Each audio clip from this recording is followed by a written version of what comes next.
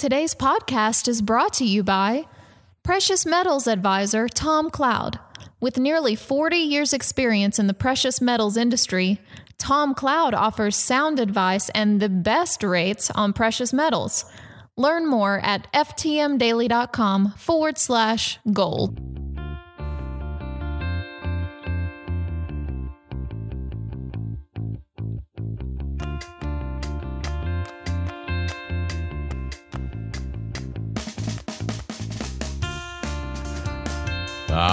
Friends, welcome to the Thursday edition of Follow the Money Daily, a daily podcast dedicated to your personal, spiritual, and financial liberty, found right here every single weekday on followthemoneydaily.com. That's ftmdaily.com. I am your host, Jerry Robinson. I'm an economist, best-selling author of the book Bankruptcy of Our Nation. And as always, I'm joined by my lovely wife, co-host, and the National Director of our Christian Financial Advisor Network, Jennifer Robinson. Jennifer, great to have you this morning. Thanks, Jerry. Well, we have an exciting show in store today. We have Precious Metals Advisor Tom Cloud. He'll be on the program a little bit later. He'll be here to talk about gold and silver. Gold up 1% already today. Silver up nearly 2% already just today. And so Tom will be on here momentarily, so stay tuned for that. Right now, we're going to dive into our part 2 of our topic from yesterday, which is this conspiracy of the rich, this consumption trap that we Americans have been co-opted into almost involuntarily. And today, Jerry, we're going to bring some solutions. That's right. And before we begin talking about the solutions that we promised to talk about yesterday, first, let's recap the problem. We mentioned yesterday that there are 3 financial forces working against your future wealth: corporations, the media and the advertisers, and financial institutions. Now, corporations are in business to find a need in the marketplace and then fill it with an appropriate product or service. Media is in business to promote the products and services created by the corporations, and the financial institutions are in business to loan money on products and services created by the corporations that have been promoted to you by the media and the advertisers. Now, when consumption becomes involuntary, we said, as it has in our modern era, the result can lead to financial devastation. And at no time in world history have humans lived in an era in which they are so completely dependent upon others for their basic necessities. We also said that those who specialize in producing something in our economy succeed at the expense of those who specialize in consumption. And unfortunately, consumption has become the specialty of America. 70% of our GDP is composed of consumption. Americans are expert consumers. In fact, there is the old joke that the only thing that could survive a nuclear winter in America would be the cockroaches and the American consumer, because nothing seems to be able to take them down. No matter how bad the economy gets, people just keep spending. And that really testifies to the power of this consumption trap. These 3 powerful forces working in tandem to take money out of your pocket and put it into their pocket. This is a serious matter. So in today's broadcast, we're going to share 4 different strategies that have not only helped us break free from the consumption trap, but also have helped countless other people that we've shared these with, whether it's been at conferences that we've spoken at, whether it's been on this program here or our website, or even in the book Bankruptcy of Our Nation, we have these listed. And so let's talk about these 4 strategies that you can take to break free from this consumption trap. Number 1. The number 1 thing that you can do is to distinguish the difference between your wants and your needs. Now, when I say to determine the difference between your wants and your needs, I'm not lecturing you on the necessity to live beneath your means. I think most people know that. I'm not saying that you should, save more money and cut all your debt and do these things that you consistently hear over and over again, because if I were to say that, it wouldn't mean anything, would it? It makes me think of when someone who is very obese or very overweight, they hear all the time how to lose weight, don't they? I mean, they're very aware. They need to eat less. They need to exercise more. And, many times they don't do that. In fact, America is growing more and more obese, and we know how to stop that, but we don't seem to be willing to do it. In fact, the only way to get people today to really cut back is often a health scare. I've met somebody before who was extremely obese and had a heart attack, and it was amazing how much weight that person lost. And so sometimes we have to have those financial heart attacks in order to really fully take this to heart. Bankruptcy, foreclosure, these events have a shell-shocking type of effect upon us. And unfortunately, that's what it takes most people to fully comprehend what this means between distinguishing between your wants and your needs. But what I'm referring to here, not so much as to just cutting your expenses, but instead what I'm focusing on here is referring to the brainwashing that has affected you since you entered this world. I'm talking about the need to wake up to the financial deception that the consumption trap here in this nation has created in your life. In our book, Bankruptcy of Our Nation, I describe an example of this. I talk about a friend I have named Matt. And Matt, who told me probably a couple of years ago that he hated his job so much that in order to get out of bed every single morning, he had to repeat a series of positive words to himself. Even though I am no longer in his position, I certainly can sympathize with him because I've been there. I remember that. I remember having a job that I absolutely positively hated. I knew that there was something else I was supposed to be doing, and I just couldn't break free financially, and so I felt like I was chained. Well, Matt felt the same way, and he told me that he was so depressed by his dead-end job, and so I began to quiz him. I began to ask him about his consumption because usually you can get to the bottom of something fairly quickly. And he immediately began telling me about his new car, his big mortgage payment. He had just bought a brand new house, his children's private school, and his huge entertainment bill. As I dug deeper and deeper, I began to realize that my friend's destiny had been hijacked by the consumption trap. He was believing that he needed all of these things. And by believing that he needed all of these things, he was forcing himself into modern-day slavery. He had to work a job in order to afford all of these things that he believed that he needed. Now, as we talked about yesterday, we know that we don't need many of these things. We've been told that we need them, and that's the big difference in determining the difference between your wants and your needs. So my friend was suffering from that old cliche that goes something like this: when your outgo exceeds your income, your upkeep becomes your downfall. And that's in essence what Matt had found himself in. He's since made a lot of changes in his life. He since has kind of broken free. He's created some multiple streams of income. He's determined those difference between the wants and the needs. He woke up. He had that epiphany. He had that waking up moment, that awakening that every single person within the sound of my voice needs to have. You have to wake up and realize what this is. We are a debt-based monetary system. We are a debt-based monetary system. We are a debt-based economy.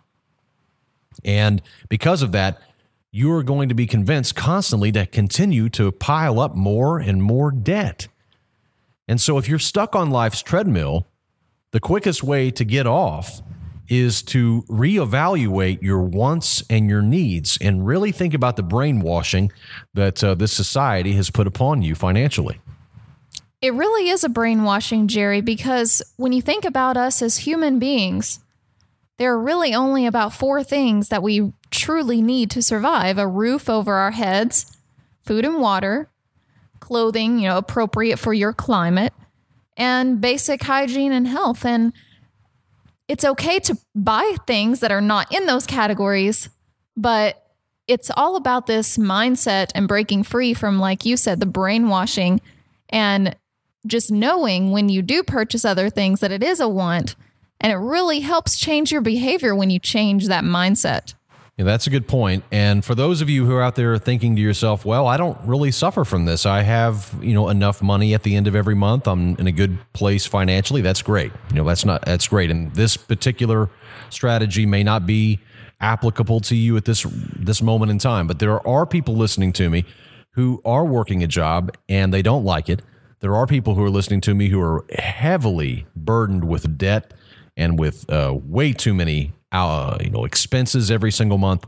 And this is that epiphany that they can have that can really make the difference in their lives. And so if you're listening to me and this describes you, This is what we're talking about. Determining the difference between your wants and your needs. Really, not according to the way society tells you, but just like Jennifer said, those 4 basic needs. You get those out of the way and you find that everything else you're paying for is excess.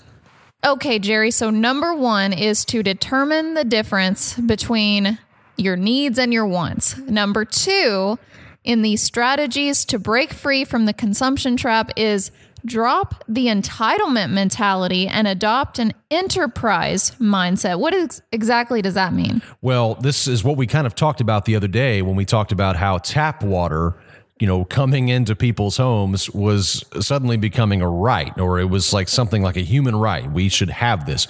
Well, in case nobody's told you lately, let me remind you, I'll be the first one to remind you, no one owes you anything. No one owes you anything. If you don't understand what that means, you need to burn that into your brain. No one owes you anything. Never forget this. And the people who fail in this economy are the ones who actually believe that they are entitled to something. They believe that they are owed a job. They are upset whenever the corporation doesn't give them a job, as if the corporation is sitting there just waiting for them to come in, right? As if the corporation owes them something. The corporation's there to make profits. It's not there to prop up you or your dreams. It doesn't care about your dreams. It cares about making a profit. And if you don't help them do that, they have no time for you. So no one owes you anything. Many people believe that they are owed the ability to outsource all of their production. They don't feel like they should have to mow their lawn or paint their nails, right? They don't feel like they should have to do any of those things. They feel like they should be able to outsource all of that. And if you can afford that and you're not going into debt for it, fine. But if you can't, then you're getting trapped in this consumption trap. This is the trap. And it's been set for anyone who will fall for it. And today that means virtually everyone. The longer that you allow yourself to think that you're owed a nice home, a brand new car, a new flat screen TV, that you're owed the latest electronic gadgets or whatever else that the engineers of the consumption trap are currently pushing upon you, the longer you're going to remain in financial chains. You got to get this into your brain. It's the producers that are the ones who are getting rich. It's the producers that are the ones that are getting ahead today, not the consumers. So if you're going to succeed financially, you have to learn how to drop the entitlement mentality that pervades our modern society. It's everywhere around us. And instead, develop the enterprise mindset. Okay, Jerry, but what exactly does that mean in reality? Because there are many people out there thinking that perhaps, well, I don't have any inventions that I'm coming up with. I'm not writing a book like you have. So what exactly does that mean for the average person listening? Well, what I mean by this is that it's important to begin thinking less like a consumer and instead to begin thinking more like a producer. Now, this is really, really key. You know who consumers are? Consumers are the people who sit outside of Best Buy for a week before Christmas, okay? The consumer is excited about what? The consumer is excited about buying something. They're so excited to take their money and give it to the producers. They just can't wait. They're so excited. That's the consumer. The producer, on the other hand, looks forward to Christmas not for any other reason except for the fact that you're going to give him a bunch of money, right? Consumers are going to give him a bunch of money. So he's excited about Christmas. He loves Christmas. He wants Christmas to last all year long. He loves Christmas time. And so it's a very easy illustration. The consumer is the one camping out outside of Best Buy, waiting to give away all of his hard-earned money to the producer for the latest technological gadget, which will be outdated within 6 months. And the producer is the one who has designed that and has set the trap for the consumer. In essence, saying, let me think of something that these people will give me money for. And that's what he is obsessed with. The consumer is obsessed with giving money to the producer. You see, producers are not excited about the thought of buying all the latest and greatest technological gadgets at the electronics store. Instead, they're excited about creating the next high-tech gadgets that consumers will buy. It's the thought of consumers themselves, not consumption, that excites a producer. Producers don't lay awake at night trying to figure out how they can retire or when they can retire. That's what consumers worry about. Instead, what producers lie awake at night thinking is they try to figure out how to sell more of their products or services to consumers. So how can you begin to develop an enterprise mindset? Well, by choosing to think like a producer. Well, how do you do that? Well, this doesn't mean that you have to start up a corporation and begin producing something immediately, but it does mean that you must change your mindset from consumer to producer. Let me give you an example. I personally like watching these late night TV infomercials. You ever seen these things? These guys come on and they're selling you something and you know it's a bunch of garbage. You know that the stuff that they're promoting is probably not that great, but they sure can sell it, can't they? So when I look at an infomercial, I'm not sitting there with my credit card in my hand ready to give away my credit card number to somebody. Instead, what I'm doing is I'm watching to gain information, to gain expertise, to learn how the pros are promoting their products and services. And Jerry, another really good example is, remember, when we walk into a grocery store, for example, we always think about it as a lesson in marketing instead of trying to look at what the latest sales are or the latest clearance because we want to pile it in our cart. We look and see why they're putting this here and why they are putting this sign here. We consider it a marketing lesson because they are doing every little thing by strict design. Everything, the music that they play in the grocery stores, the way that they set it up. In fact, I read a study not too long ago about how when you walk into a grocery store, they found that if you go the way that the grocery store plans you to go, the route, they have an entry door and an exit door normally. They normally have two doors. And Walmart is classic for this. They want you to come in and they want you to hit the produce first. If you'll hit the produce first, they figured out they can get more money from you in the end. If you hit the produce last, in other words, if you start at the other end of the store and work your way the opposite way, you don't get hit with as many messages and therefore you don't spend as much money. They have this stuff worked out to a T. So, but just like Jennifer's saying, when we walk into those stores, we want to glean. We want to learn, how are they selling this? How are they doing this? So that's how a producer thinks. A producer is impressed whenever he sees something being sold in a very positive way. He gleans from that. Consumers, on the other hand, just give their money away. So it's time for you to start thinking like a producer. It's the only way, I'm telling you, it really is the only way that you can stop being a victim to the corporate-inspired brainwashing that all of us have received since we were born. Okay, so number 2, drop the entitlement mentality and adopt an enterprise mindset. Such an important point. Now, strategy number 3, begin producing for yourself and then for others. So the easiest way to reprogram your mind to think like a producer is to actually become one. And Jerry, the first thing really that you should do before starting to produce is to go through every single good and service that you currently buy and decide if it's worth it to continue paying for this. That, you and I do this once a year. We go through every single expense and we determine if we want to keep paying for it. That's so true. I mean, things creep up on you whenever you're living life and you see something that you need and then you buy it. And then, maybe later on down the road, you think, wait a minute, this is not adding value to me. This isn't bringing me value. And so if something is not bringing you value, then you may not want to continue paying for it. But oftentimes, as Jennifer just said, you don't really see it if you don't sit down and really look at it consistently. So once a year, Jennifer and I sit down, we go and cut the fat, and I highly recommend that you go through your entire monthly budget and examine every single good and service that you currently buy and decide if it's worth continuing. Most of us have become so brainwashed by the consumption trap that we actually buy goods and services we don't even need. So first make a list and then cut the fat. Now, the next step within this third strategy of beginning to produce for yourself first and then others is to ask yourself this question: what am I currently buying? What am I currently paying for? What am I currently consuming from corporations that I can actually produce myself? What things can I stop outsourcing? For example, perhaps you're paying the cable company, $60 to $100 a month so that you can outsource your entertainment. And You have been trying to find time to maybe take up gardening as a new hobby. Well, there you go. Why not save that $60 to $100 a month by turning off the cable and then take some of that money and go buy some gardening tools?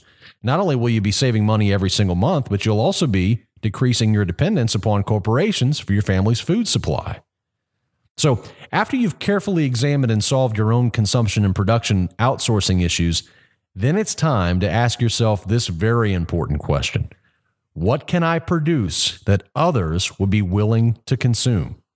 This leads us to the fourth and final point. So before we get there, just to recap number 3, that is to begin producing for yourself, then for others. So strategy number 4, commit to developing multiple streams of income. Commit to developing multiple streams of income. In our modern society, it has become increasingly difficult to get by on a single income. Now, I grew up in a single parent family. My mother raised me, and I remember many nights that I would eat, something, ramen noodles or macaroni and cheese or whatever, and she wouldn't eat anything at all. And at the time, I just thought she wasn't hungry, but I later learned that she was living on a very, very small income and couldn't afford to have both of us eat every single day. And I didn't know that until later. And so there's people out there who are dealing with that, and I feel for people like that. I have a tremendous heart for people who are suffering like that. Now, today, we're all living in tough times, and this is why the very first thing that I tell people who ask me for financial advice, when I go out and speak at conferences or we get emails here or phone calls, people say, Jerry, what do I need to do to get ahead? One of the very first things I tell them is to sit down and create a comprehensive plan. It's like that old saying, no one plans to fail, they just fail to plan. So you definitely want to sit down and create a comprehensive plan for cutting spending and increasing income. Now, this fourth strategy of creating multiple streams of income is the most key. It's the most key component to breaking free from the consumption trap. And the reason is because you can only cut back so much on your consumption. There's only so much room. And so you'll hear people say, well, pay off your debt and live beneath your means. But even in this economy, that doesn't always solve everything. Sometimes you have to increase your income. And some people think, well, how do I do that? I've already asked for a raise and I got one and I can't get a raise till next year. How do I increase my income? Well, the solution is here in this fourth strategy to create multiple streams of income. It's the only surefire way that I know of for the average American to achieve true financial security. Many years ago, I was a financial advisor and I would help individuals with their financial plans one-on-one. And during that time, whenever I was trained as a financial advisor, I learned that there were 11 streams of income that people could create either now or in retirement. But over time, I have learned from my own research that there are many more than just 11 streams of income. In fact, we've identified 22 income streams, so we doubled that number, and I'm sure there's many more. And we've listed all of those income streams in our book, Bankruptcy of Our Nation. We've also listed them comprehensively along with lessons and PDFs and videos in our Income University, which you can get a hold of by becoming an FTM Insider. And many times, the multiple streams of income that you're going to create oftentimes will be simply producing something of value. And that's what people want. They want something of value. That's right, Jerry, because getting a second job is what most people think about when they think about increasing their income. But that is literally just the one out of all 22 that you can do. And so we have thought of so many creative strategies and different income streams that you can create. And some of them require money. Others require simply time. And so regardless of what financial boat you find yourself in, this is a strategy that you can begin putting into practice right now. In fact, I would recommend that you try to create 1 or 2 streams of income every single year. Make that a goal for you and your family to begin starting a new income stream this year. And if you're clueless as to what you would start, pick up a copy of our book. It's $12. I mean, you can buy it on Amazon, probably even cheaper than that. And you can see all 21 or 22 of these income streams. And then also, if you want to get real deep on all of those income streams, that's why we created our Income University. You know, we practice what we preach. Together, Jennifer and I have developed many streams of income that flow into our bank accounts each and every month. And we, of course, don't have to go into an office to work. We used to, but we changed. We decided to create multiple streams of income. And, you know, back in 1995 is when I really woke up to this. I realized that I needed to begin creating multiple streams of income. And it's certainly taken me many years to get to where I am today. And so I don't want anyone to lose heart and think, well, if I can't create multiple streams of income in 1 year, then it's all out. No, it took me years to do this, but you have to start somewhere. You have to start somewhere. You know, over the years, I've owned appliance service companies, laundromats. You know, we owned a laundromat at one time together, rental real estate. We owned several internet companies and many things besides those. And, some people have even thought that FTM Daily is our primary income source, and we've explained that that's not the case. You know, that we use this as a outreach. This is how we help individuals that our businesses, while we do have many businesses online, we also have things offline. You know, we're diversified. You don't want to have all your businesses online because what if, you know, an EMP attack happens, which many people have talked about, or what happens if the internet goes down or power goes out? You know, you can't be all in one area. So it's important to have your income streams diversified as well. So there are the 4 strategies for you to begin breaking free from this consumption trap. And let's just recap one more time. Distinguish the difference between wants and needs, number 1. Number 2, drop the entitlement mentality and adopt an enterprise mindset. Number 3, begin producing for yourself first and then for others. And then finally, number 4, commit to developing multiple streams of income. And we are here to help you with that. We are very eager to help you. And so if you would like to have help with that, simply go to our website, ftmdaily.com. Give us a call if you'd like, 800-609-5530. We have created many resources for people just like you who are looking to get ahead financially and to break free from the consumption trap that has so greatly devastated so many families in this nation. We're coming back in just a moment.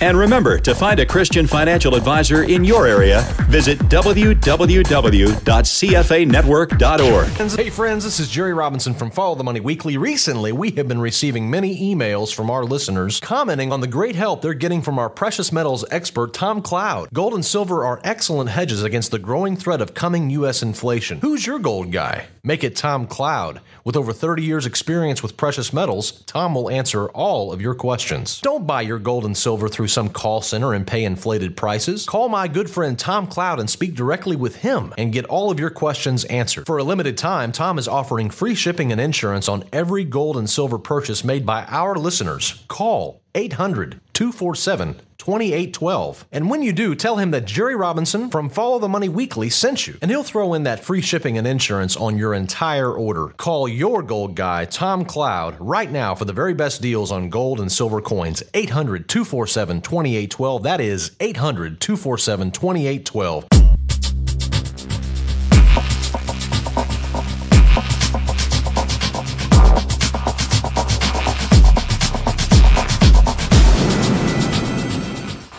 Tom Cloud with this week's Precious Metals Market Update.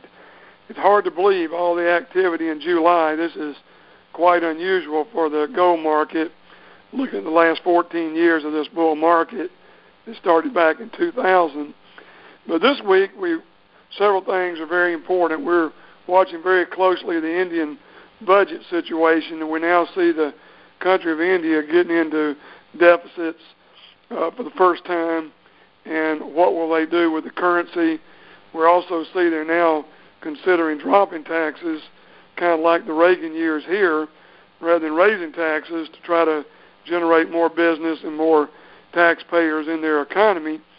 And it's also another issue is they continue to look at dropping the large taxes they put on gold last year, because we know that the the harvesting season is coming up in India, which has always been the number one item you look at in the gold business for the whole 38 years I've been in it. We've always looked at what kind of crops they're going to have and what kind of money available to add to their diaries and their investments, because they primarily buy gold and silver, but more gold than silver.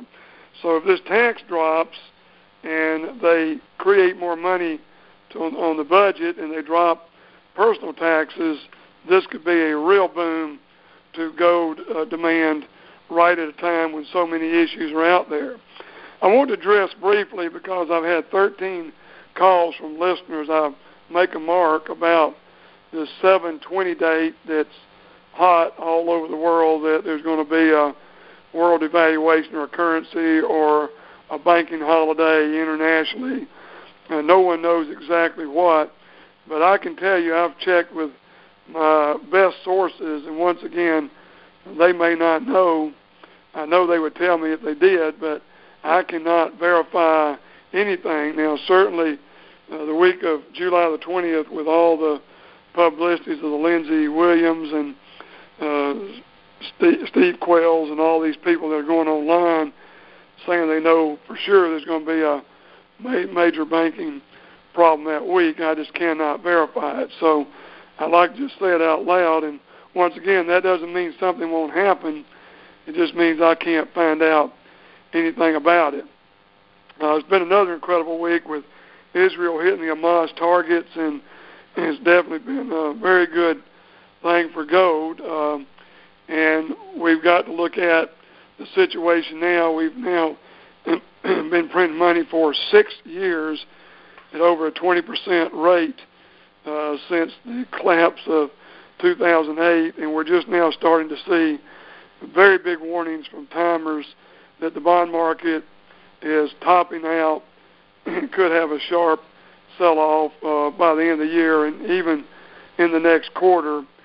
The bond market has been in such a long bull market, and even though it hasn't made huge returns, it certainly has done far superior to money market accounts, and it's time that this is a very aged market going on, and we do feel that this is going to be the major thing that's going to recycle money back into gold. And I'll talk about that in just a minute. But Jerry did a great job this week, for the ones of you that saw his piece on France and Germany and what they're doing to devalue the dollar. And this is becoming norm now. I mean, we're literally on the verge of a currency collapse.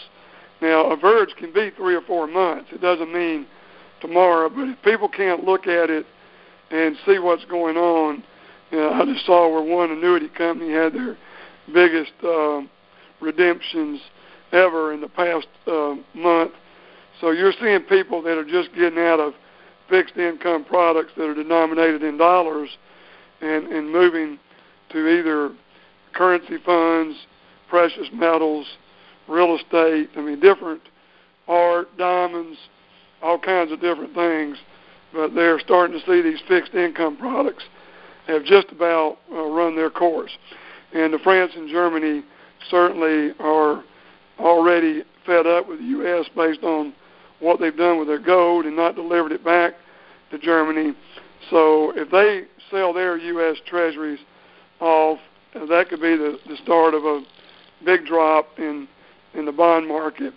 And lastly, I want to bring up what's going on with the equities market, the stock market.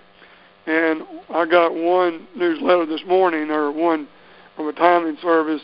They believe the next move in gold, and once again, y'all saw the scoreboard, gold outdid the Dow by over 8 times in the first half, is going to be the new money that's going to be moving in the gold market, like we've seen in the past when the stock market drops, like in 2008, when the stock market went down 28% and gold went up 8%. So we've got 2 potential areas that will be moving money into gold, and that is the bond market and the stock market. In fact, it's already started. We had the best June. It was the best month of the year in 2014, which It's never happened in 38 years in business where June was my best month, and July is off to a very fast start as major money is beginning to look at all these situations, the July 20th week, what's going on with France and Germany dropping the dollar, what's going on with the cycles in both stocks and bonds, very toppy. It doesn't mean, once again, that they'll turn tomorrow, but there's certainly strong indications both will move lower in the last 4 months of the year. So hopefully this has brought you up to date. And any of you that need to talk with me, you can reach me at 800-247-2812. That's 800-247-2812. And for the ones that are not getting our email blast, you can go to FTM Daily /gold and sign up. We keep it completely confidential. It's free. We don't use your email or share it with anybody else. So if you'd like to get on that list, if you don't like it, you can always unsubscribe. But lastly, let me say before I hang up, I sent out on Wednesday an email on silver, and I think the guy Portela that said it has been so right on silver, it's staggering what he says is going to happen to silver rest of the year, and hopefully y'all have had an opportunity to look at it that we sent out. If you'd like to see it, you can call our office and we'll send it to you. But last comment is palladium has skyrocketed again. It's just 16.82% for the first 6 months. Here we are a few days into July, and it's already up another 2%. So we're nearing 19% for the year, and so many of you called and thanked us for the advice in January to buy palladium, and we're still saying even though it's up in the 870s now, it's got a long way to go, at least to 1,000. So there's still 15% room, in my opinion, to profit from palladium by getting in, and sometime between now and the end of next year, I think you'll have a nice minimum 15% profit. So keep adding to your palladium if you haven't. With this week's Precious Metals Market Update, this is Tom Cloud signing out. We're back with more Follow the Money. And if you're looking for a Christian financial advisor in your area, visit our website at www.cfanetwork.org. Now, here's Jerry. Well, I hope you enjoyed Tom's analysis on gold and silver. As I said earlier, gold is having a really good day, up 1%. Silver having another good day as well, up almost 2%. And Jerry, the S&P has recovered immensely from almost a % loss early this morning back up to the 1967 level. So it's still in the red for the day, but it has really roared back. Yeah, there was a bit of concern this morning over what was happening in Europe, especially Portugal, and that had a lot of investors concerned. But again, be very cautious about shorting this market. Whenever you see the market drop like that, some people are eager to begin shorting this market, but be very, very cautious because with the problems in Portugal, for example, Europe could certainly begin printing new money and putting it out. They've already threatened to do this. So be very cautious and keep your eyes on this market. And if you're thinking about shorting it, you definitely want to wait until we send out a market barometer alert telling you that the market has moved into the red. But right now, this market continues to rise. The uptrend remains intact, and we see no need to begin shorting this market quite yet.